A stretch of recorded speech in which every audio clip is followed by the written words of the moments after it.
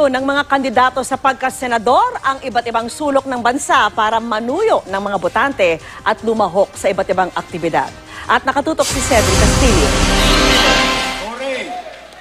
Sa Agusan del Sur nangampanya ang hugpong ng pagbabago kasama sina Sani Angara, Bato de la Rosa, JV Ejercito, Amy Marcos at Cynthia Villar. Lumahok naman sa presscon sina Jinggoy Estrada at Bongo. Kahapon, naglibot sa Surigao del Sur sina Jiggy Manicad, Dong Mangudadatu at Francis Tolentino. Nasa Mandaluyong si Bong Revilla nitong Lunes. Sa Jensan Nanuyo si Freddy Aguilar. Nasa Cebu si Richard Alfajora. Muntinlupa si Jonathan Valdevarona. At Taguig si Leo de Guzman at Sani Matula. Sa Davao nagtungo si Juan Ponce Enrile kanina, habang sa Quezon City si Larry Gadon kahapon.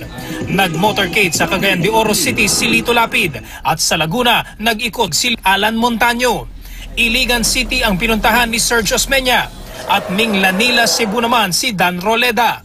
Sa Iloilo naman nanuyo ang 8 diretso candidates kasama sina Gary Alejano, Samira Gutok, Pilo Hilbay at Erin Tanyada. Albay naman ang dinayo ni Bam Aquino. Patuloy naming sinusundan ang aktibidad ng iba pang kandidato. Cedric Castillo, nakatutok, 24 oras.